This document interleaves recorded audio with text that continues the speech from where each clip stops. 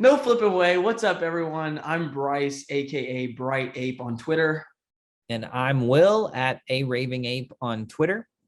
So this is our first ever YouTube video, and we just kind of wanted to dive into our origin story on how we got involved in NFTs and how we kind of went from little to no knowledge, for me at least, to the point where we are today, where we're by no means experts, but we've been around the block a few months. And so we feel like, we can provide some useful information for people that are, maybe interested in getting involved in NFTs.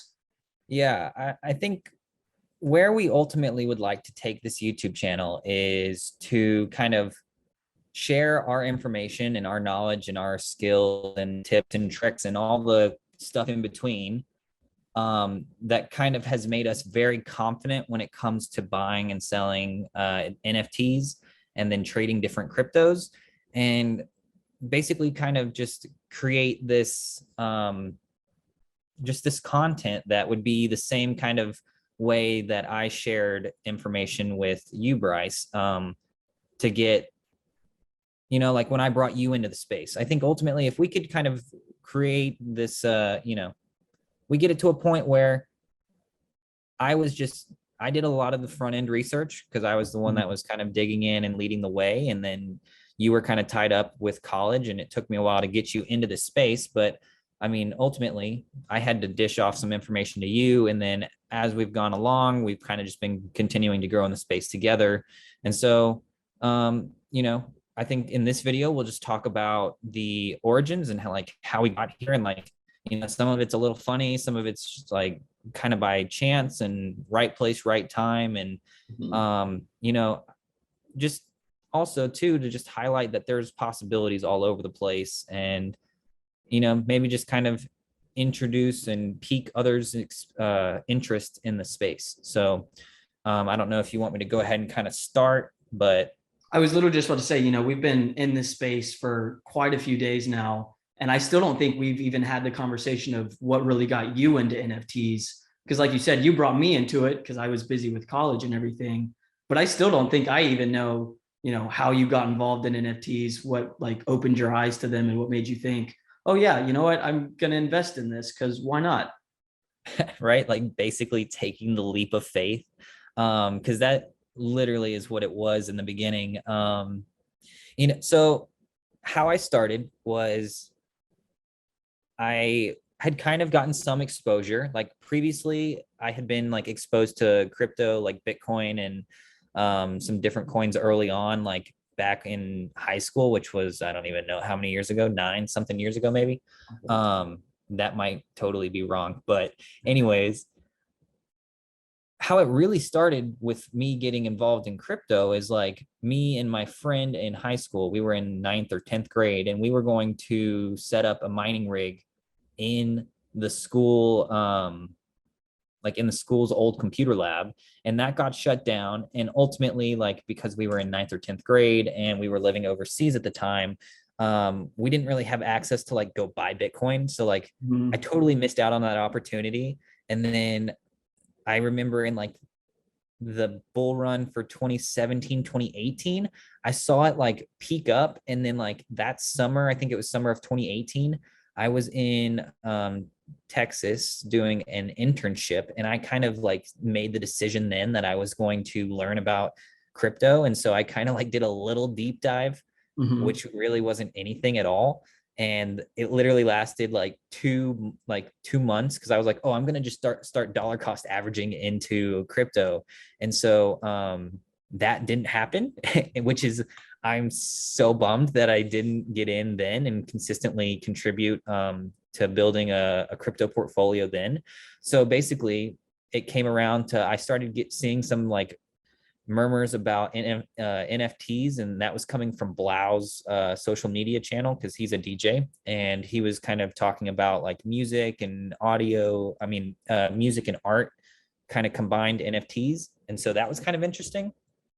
And it wasn't really until February, whenever I think it was like Elon Musk was talking about like Tesla accepting Bitcoin and whatever. And I basically drew a line in the sand and I said, you know what? I'm going to commit to this space now and learn it like I should have done all of this time, because I don't want to go back and think, wow, I could have done it then, and wow, I could have done it the second time, and wow, I could have done it the third time.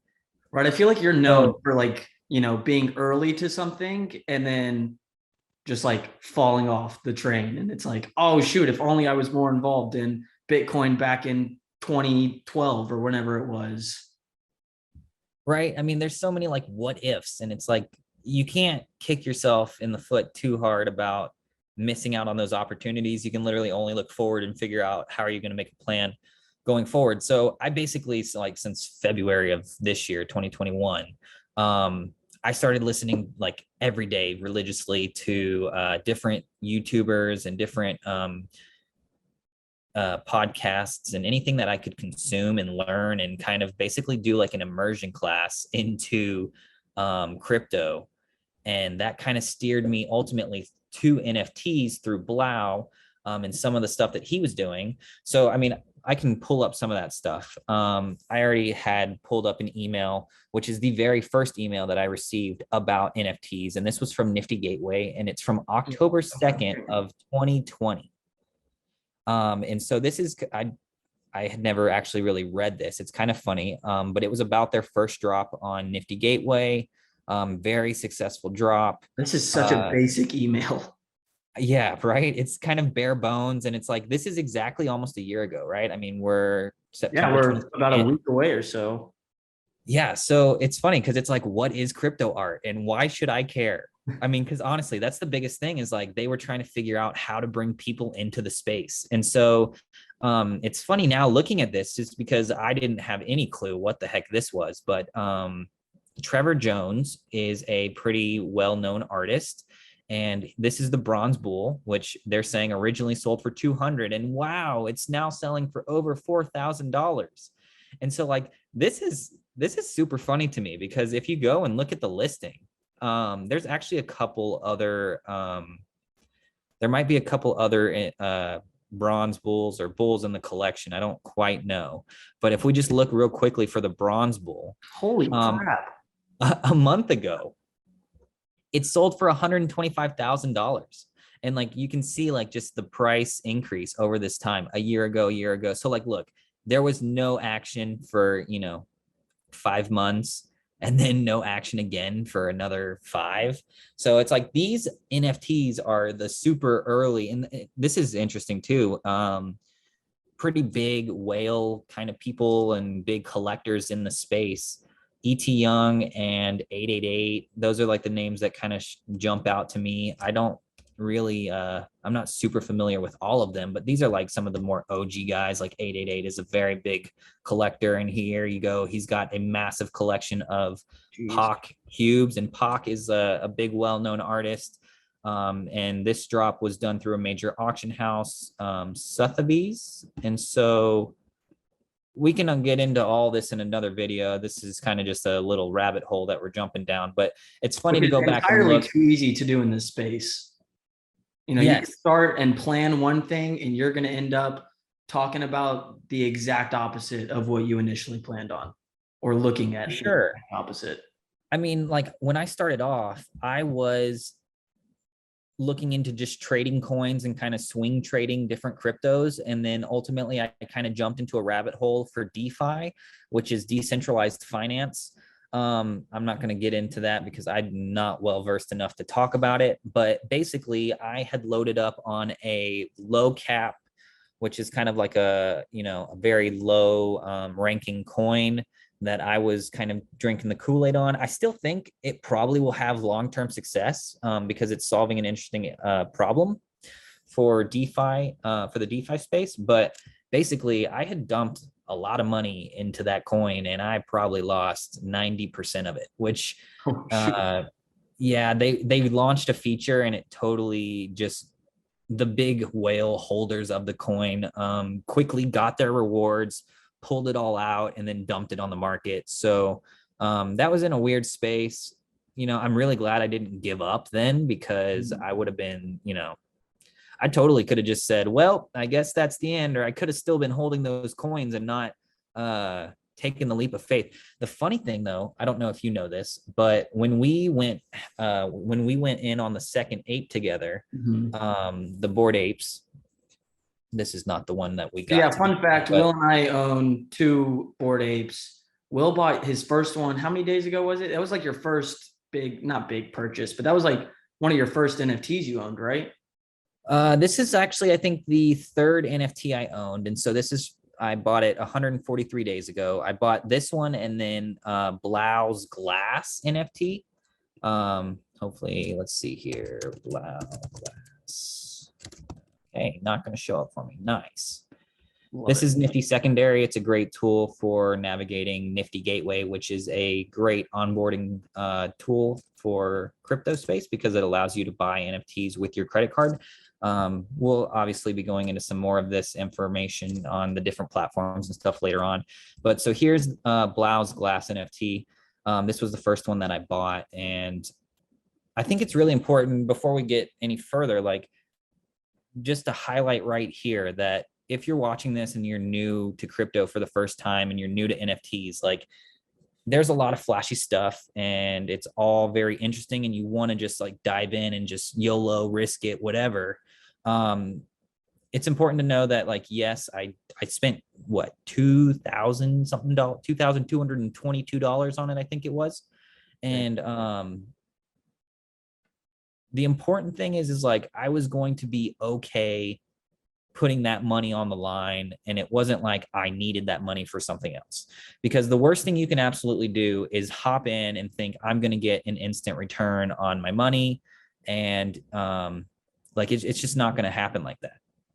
So anyways, how I got, well, I feel like I'm jumping around a little bit. Should I just keep going on the Blau Glass for a second? Yeah, might as well. Cause I mean, it's one of your first ones. It actually was also my first NFT too, I think, that I bought besides the ape. Did you buy a glass or did you? Well, I didn't buy it, but we traded it from one of the NFTs we got airdropped when we went to go see Blau in Miami. Yeah, so that's a whole nother story, which is super cool and super exciting, and I'm sure we'll make a separate video for it. Or we might get into it here in a little bit. Unique. Yeah, that too. So basically, what it comes down to is Blau got me into NFTs. Basically, I hopped in his Discord server. I think he posted it on Instagram. He's like, yo, hop in our Discord server. And what happened is he said, this is what I'm building for the future. I'm building a platform where if you own one of my NFTs that has audio in it, I'm going to be releasing these songs and they're going to start creating like there's going to be revenue streams being generated from all of the streaming sites for these songs. And so basically he said, if you own any of these NFTs, it's going to, let you have a piece of the pie for those royalty shares. And so he had kind of leaked in the Discord that owning Glass was going to be very important. And it was because there was a collector's only drop that he did for his upcoming album, which is actually called Glass. But his collector's only drop consisted of 3 pieces: Math, Running Back to You, and Let You Go. And if you owned Glass, you could enter into all of these once. And any number of Glass that you had. If you had 2, you could have entered into both of them twice. So he had kind of like hinted at like, hey, if you've got Glass, like you are very well set. And then he was like, if you've got 2 Glass, someone has said like, oh, what if I got 2? He was like, you're really well set. Like you're set, right? So like the interesting thing with this is another popular piece from Blau is Faces. And so if you had Faces or Glass, you could enter into this drawing. The Running Back to You had his mid-tier pieces like Flow and everything. And so he's got quite a few NFTs, quite a couple different price ranges. Basically, I took that little bit of information, that alpha, that little, tidbit of, hey, this is, kind of important. And basically I aped in on, here it is. I aped in on Glass number 90 of 196. I was trying to buy the floor. I think it was like 2000. And then some guy named like Johnny Cinco, I think was his name. It was either Johnny Cinco or one of the other. I don't remember. Anyways, I remember jumping in the Discord and like messaging the guy that bought the piece like $200 less than mine, and I was like, "Oh my gosh, like I can't believe you just got that one before me, but like congrats, like like this is awesome." Kind of This just was the like, same night you bought your Bored Ape, right?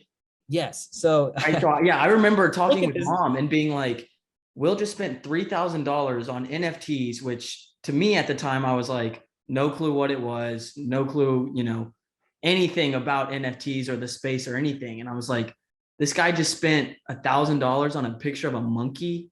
Like it didn't make sense to me at all. And I did Well, not understand. and the funny thing is, I didn't tell you all yet what I had done or how much it was. So here's the funny thing is this timestamp is at 3:36 a.m. So that I bought glass, and then everyone was going crazy in the Blau Discord. So he ended up, like, he had recently just minted like a handful of the Bored Ape Yacht Club apes. And so for those that don't know, Bored Ape Yacht Club is a collection of 10,000 bored apes that have different traits, different rarities, different backgrounds, different, just all kinds of different stuff, different features. They're very well respected in the NFT space. They've definitely made a name for themselves in 2021. CryptoPunks is kind of like the top tier, and they are run by a different team. So Bored Apes basically was following the footsteps of CryptoPunks, which was launched in like 2017. I don't want to like say that wrong, but I think it's 2017. Anyways, Bored Apes, super cool. A lot of people were excited about them. Blau had minted a bunch, and then he had decided he was going to give away one or two of these Bored Apes. And so I was so close. I didn't get the first one, but he was doing like random trivia, and one of them was like about his what kind of guitar was in, or what kind of guitar he owned or whatever. And so like I definitely did not get that one, but like I found the picture on Google of like the guitar sitting in the back of his studio, like in one random photo on Google Images. Anyways, missed that ape. Then Bro, he if did only another we one. knew the future of Bored Apes, we would have gone so hard on that trivia. It's not even funny. But the thing was, is like, yeah, right. Honestly. But so I was like literally seconds away from getting the second one. Someone literally like sent it, and I was maybe like 10 or 15 seconds behind, which that kind of was a bummer. But the next thing that I did was like, okay, everyone's freaking out about these apes. Like, I need to go check out what they are. So I quickly rushed over and was shopping for apes. And so like if you go to the floor, like there's a bunch that like are not super like aesthetic-y. And so like at the time, the floor was maybe like 0.25 or 0.3, which is not a lot. Oh shoot, I've lost my ape now. I ended up buying mine for 0.35, which was like a little bit above the floor. I think it was like about $1,033. And I didn't really know what I was doing. Like I wasn't coming in expecting to have a floor of 38 ETH, which is just absolutely insane. Um, and so it was kind of crazy because I bought this after I bought the other one. So that was like 3:40 in the morning. And then I think by the time it was like maybe 5 or 6 a.m., like I'd finally gotten my funds situated to like jump in and buy a Bored Ape. And so this is kind of after I had kind of gone through the DeFi thing where I lost a decent amount of money, and I was kind of like, well, NFTs are cool. Like I'm gonna just go take a chance on the next thing, I guess. But the weird thing was, it's like I was looking on the floor and I was like, I don't like any of those. I don't like any of those. So I scrolled down a little bit, and like this one, I'm like, I probably would buy this one if I was scrolling here, and I'm like, I don't like this one. I don't like this one. I don't like that one. So anyways, craziness. I wish I had bought more. That is like comes to like one of my number one rules now, which I still don't follow to this day, but it's like at least buy two so you can flip one for the profit and still have one. Mhm. Um, but anyways, that is definitely how I got into NFTs. Well, slightly. I mean, those two are what I got when I first bought NFTs, but I actually had gotten a free NFT for participating in Blau's ultraviolet auction. And this auction, dude, honestly blew my mind. I think at the time it started at like $300 for like bidding. And so like there was some cool stuff that you could get with it. Like you got to make a custom song if you were in the top spot, and you got access to exclusive content and a limited edition record and whatever. So I mean, like, this is like more of like the land of what I knew. I knew physical collectibles. I have a pretty decent sized vinyl collection of different records. And so this is what was piquing my interest. I was like, cool, like I like this, like let's see where this goes. And I think the bidding started at 300. Oh, gave it away. Anyways, top bid, $3,666,666. And second place, 3.5. Like, are you kidding me? And oh, look who's here, 888. We talked about him earlier. So super crazy. I bid like $800 and whatever. And I was like, cool. Like I was in like the rankings for like a little bit and then like quickly got blown away. But there was 33 people. The 33rd place was $65,000. So like, honestly, I had this kind of information going into my mind about NFTs before I bought those other two. And so I was like, clearly there's something going on here. And that's why I kind of had the confidence to go buy the other glass piece, because I was like, look at this. I mean, like people obviously have some information. They know what they're doing. Like, and by the way, the people that have bought these different pieces, from a royalties perspective, I imagine that they are pretty set, because they also got some other ultraviolet song NFTs, which are very limited in number editions. So they're getting like big chunks of royalty share going into the future. So anyways, Blau definitely got me into it, jumped into apes, was totally wild. So anyways, I mean, like I've been rambling on, sorry about that, but what was your initial thoughts? Like when I told you like, yo, I just bought a JPEG of a monkey and like, I bought this cloud. Well, I didn't even tell you right away that I bought Blau's glass. And I was like, oh, by the way, yeah. Yeah. I remember at first thinking you were just a buffoon, but clearly, you had made some sort of an educated guess. You saw there was clearly some money in this space. And I mean, we knew Blau too. He was way early into crypto. I remember back when I was in high school. So back in 2015 something, he was big into crypto as well, because I followed him on social media and I was like, dang, if only like I had listened to Blau back then. But again, at the time it was just one of those, I don't know. So it was like the same sort of reaction here. You got into NFTs and I was like, I don't know, like I don't know much about it, but I was always curious. Like I always wanted to know more. I was just always busy with school. And then I finally graduated and then we sat down and the rest is history. And now we've spent 140 something days in this space, and it feels like we've been in this space for what, like 10 years? Yeah, honestly, it is so crazy how quickly, like a week honestly feels like a month, and then a month probably feels like 4 months or 5 months, because it's like, I mean, it's also because we're spending, just about all of our free time looking at NFTs and doing research and kind of, trying to understand things and learn the technical aspects behind it and navigating the websites and all that sort of stuff. So, I mean, if we weren't spending every waking second, we'd probably be way behind by now. yeah, I think that's totally true. I mean, like just the amount of time that I personally have spent in like figuring out like navigating the different space. Like, so one of the things that Nifty Gateway did is like they recently updated their UI. So like I was not really familiar where all the buttons are for navigating this. Like I used to be a wizard and it could just jump around Nifty Gateway like nobody's business, because I remember when you were trying to teach me and everything, I was like, dude, like, how did you find the floor price? What even is a floor price? So I was like, I literally had no idea what was going on. And even after, a month or two of you being in it, you were way more proficient. And I was like, okay, like slow down, easy, right? Step by step, please. And that's the thing though, is like the one thing like that I feel like is the biggest struggle is like, if you're going to jump in the space, is like you really have to be ready to like dedicate time. Mm-hmm. because it's not going to just land in your lap. I had a buddy today text me. We went to lunch, but like before we went to lunch, we were in a group chat with some of the other guys that were going, and he was like, "So tell me what NFT I need to buy." And I was like, "It doesn't work like that. Yeah.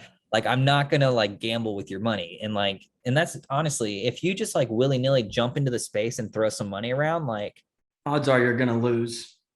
well, I mean, short term you might win just because of the nature that it is a bull market and True. things are going crazy. But like I minted a bunch of those Hall of Fame goats, and like I'm still holding a bunch, but like they dropped below mint price so fast. But like the dynamics like are so different. Like I think if they had launched them now, they probably would have exploded.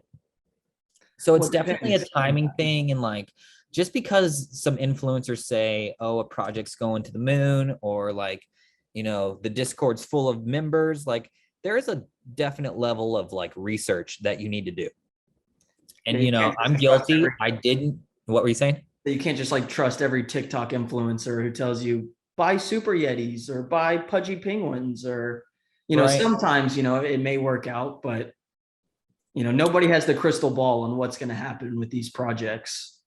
It's And kind of so, buy something that you like and that you think looks good to you, and then buy for the project if you believe in it, but don't just buy because somebody else told you, hey, this project's going to do really well, buy it. and I think too, also to that, like, one, definitely like buy something that you like. Don't just like buy something that you're like, I don't even like this, I'm just trying to make money. I mean, like, I'm definitely guilty of doing that, but there's like some, like once you get comfortable enough trading, it's like, okay, I can confidently go in and I have an exit strategy. I'm going to like instantly mint, and then I'm going to sell at least 50% of my holdings in the project, and then I'm going to like recoup all my costs and then hold whatever's left. Like that is definitely a strategy, and like it's worked. um One example I can think of that is like these voxes, or let me see where, oh, hold on, excuse the wallet change. Let's see here.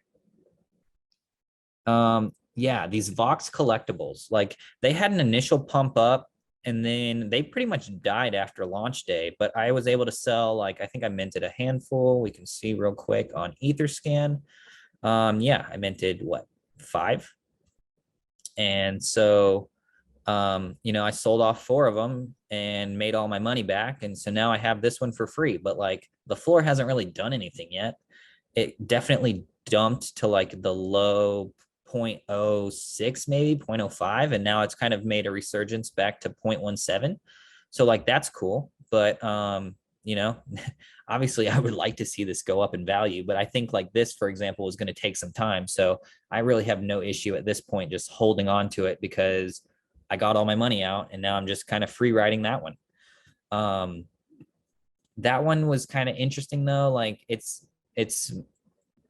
was launched by an established company and they have been doing a lot of things in the gaming space. And so, I mean, you just got to do different levels of research into the different projects before you go and take a leap of faith. And you definitely 100% have to be willing to lose whatever money you put out there, because we've seen it even in the short time of holding these different projects. When ETH moves in different ways, projects react in different ways. Like Right. they And it's have almost like their, you're betting on two markets, right? Because if ETH is super volatile and that's what you're trading with, all of a sudden you see a pullback in the NFT market. So it's really kind of like you're juggling two markets and trying to, make the right moves without the crystal ball and knowing what's going to happen in the future.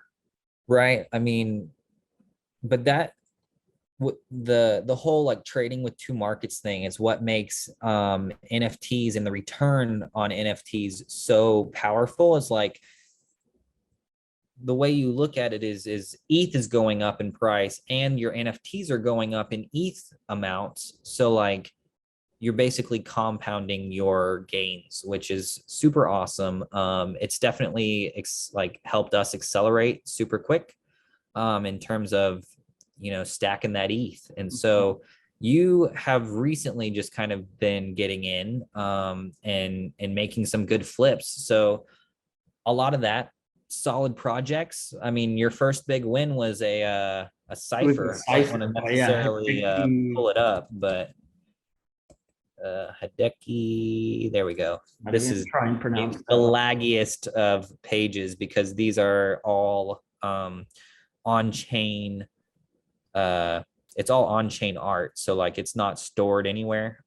We'll get into all that later on if there's interest for it. But you minted what, one of these at 2 ETH and then sold it for 3 Yeah, I something? minted one at two, and really kind of my thought process behind minting was he had released, what was it, Singularity and a few other projects that at the time had done extremely well. And I was like, okay, the art's dope, his idea behind all of it's dope. So I was like, you know what, I'm going to take the leap of faith. And I spent, I think like 75% of my cash deck. And I was like, I'm buying a cipher. Like, who cares? I thought it looked sick, spinning around in a circle. And I was like, you know, maybe I'll get lucky, pull a super rare one, and then go from there. But yeah, I think a few hours after I minted it, I saw the floor price had just skyrocketed from, I think what the mint was, the floor was, well, the mint was 2 ETH and then the floor jumped to like 4.5 or 5.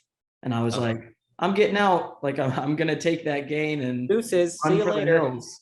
You know, I still like the project. I would probably re-enter it if I had the ETH available right now, but Yeah. And so the interesting thing is you did a really good job of selling pretty much that local top right there, like because it had a pump and then everyone flooded it and it dropped back down well into the low twos. And I was still holding one at the time. I got a little concerned, but I kind of wanted to just hold it no matter what. And ultimately, I mean, yeah, it was interesting. But that, I think with that one there though is like that wasn't necessarily the first project that you minted, right? Because I feel like we were kind of a little stressed about gas and all that kind of stuff. And for those that don't know, gas is basically the kind of like your requirement. transaction fee. It basically powers your transactions. So gas prices change based on network loads. There's a cool little, we'll just pull this up real quick. Transaction Street shows real time different transactions that are taking place. And it shows like you can go in and click on the hash and be like, this is a person's using 86 GUI to as the gas price that they want to use. We'll definitely. Yeah, if you've never been in NFTs or in crypto, we know that this all looks probably entirely too confusing. So we definitely plan on, you know, breaking it down into easier bites. But I mean, like, so basically, this is a great representation though. Like, this is a block being put onto the Ethereum blockchain. And so as it fills up with the right amount of transactions, the block gets added. So it's basically these little carts and they kind of show you like the gas price. Gas is like what you have to pay per contract interaction. So like a lot of things on Ethereum are contract based, which is just code that runs in the background. Basically, when you're minting or when you're transferring or whatever, it's all contract interactions with different protocols and different things that people have built, which is super awesome. A bunch of great work has been done there, and there's still a lot to come. So part of one of the reasons why I'm pretty bullish on Ethereum long term is just because there's a lot of things you can do with it. People are transacting like crazy. That's the other thing too, is like when I really started deep diving into what NFTs were, I was like, whoa, holy crap. And like one of the common things is like people are like, oh, it's art and you can just right click save it. And then it's like, okay, well, but you don't really, like if you go and look at the Mona Lisa, you can take a picture of it, but it's not really the Mona Lisa. Well, And that so and you don't own it. Like just because you right click save, like guess what? You don't own that image. Like I would still own it. well, and Right. so the So thing there's that that aspect of it. And it's like, you know what? Yeah, right click save, put my ape as your profile picture. I would love that. If anything, it just brings exposure to the NFT that I own. right. And so a lot of people, I mean, so here, we'll just do a quick little look. If you go in, you can grab the token ID, you can click on the contract address. I'm going to just go through this really quickly. But basically, what your NFT is all of this information that is stored using your token ID. You have a token. It's an ERC 721 or an ERC 1155. If it's a unique ID, it's a 721 token. We'll definitely be getting into some of that later. I was going to say, But you're probably confusing everybody I know that's I'm not probably familiar with saying NFTs. I'm saying a bunch of random stuff that is not going to make any sense to people. But basically, like, this is it. Like, this is an NFT. I mean, it's not, it's this is what points to an image, and this is kind of the metadata that you're basically owning. And so you know, take it as you will, but here is the point where it points to the image. So there it is. Like, so you're not actually owning the image, unless if in this case, the Bored Ape Yacht Club devs said, hey, you guys have full intellectual or full IP rights to the images. So like if you wanted to print a t-shirt and sell it with this ape and you owned this token, congratulations, you can do that. So let's see. What else do we want to talk about the beginning? Is there anything that we maybe missed on? Not that I can remember, because I mean, it took you a little while to, kind of convince me and catch me up to speed, which is ultimately what we hope to do with this channel is, kind of do the same thing that Will did with me is, if you have no clue what an NFT is, but, you're interested in the space and want to learn more and want to learn how to get involved and, maybe flip on your own or just be a collector. We hope to, take y'all through the process of becoming familiar with ETH, all the sites and accounts you're going to need to know, like how to navigate through them, what all the lingo means, because there's still, a lot that we're learning every day. But, because it's such a continual learning process, it's easy to feel super overwhelmed when you're first coming into the space, I would say. Yeah, I mean, you're taking on a lot of information. You definitely have to come in with an open mind, but ultimately the way that I taught you and kind of had like, I've done all the research and I taught you the important bits. Like, we want to just put out like the important bits. We want to help make as many people feel comfortable, navigating their way through Ethereum and NFTs and OpenSea. Like, there's a bunch of like just little tricks, tips and tricks. Can't get it out. A bunch of little tips and tricks that we have picked up along the way that would, greatly benefit a lot of newbies and maybe even teach some people that have been around a while, like some things that they didn't know that, that we've been doing for a while and have learned from someone else. So yeah, maybe we'll go ahead and call this video here. And if you haven't, please go and click the subscribe button. You probably haven't, but we definitely just want to start getting some content out. We want to be sharing it with some people. So if you like the video, give it a like and subscribe and follow us on Twitter.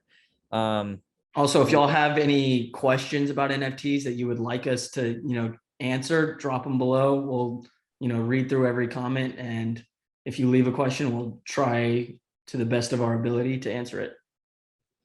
Yeah, I mean, really, we are going to be able to feed off of anything that comes in feedback wise, and then kind of move forward and kind of cater the content to what people that are super new or trying to get more information, like what they need to know and what they want to know. And we're definitely not saying we're experts. I mean, obviously we've only been here 150 days, but we're going to give you the information that we've got, which I feel like we've built up quite a bit of information and a good understanding of what's going on, just because of the position of getting in when we did, and before all the noise really kind of started to escalate. And now there's 16 million projects that are being dropped a day, whereas there wasn't this mass chaos a couple months ago. Like, it was a frenzy. There was excitement, and just the whole NFT space has grown significantly, and we think that it's going to continue to grow significantly. So we just want to provide resources and hopefully help some people. Yeah, thanks guys for watching. If you made it this far, we really appreciate it. We'll catch you on the next video.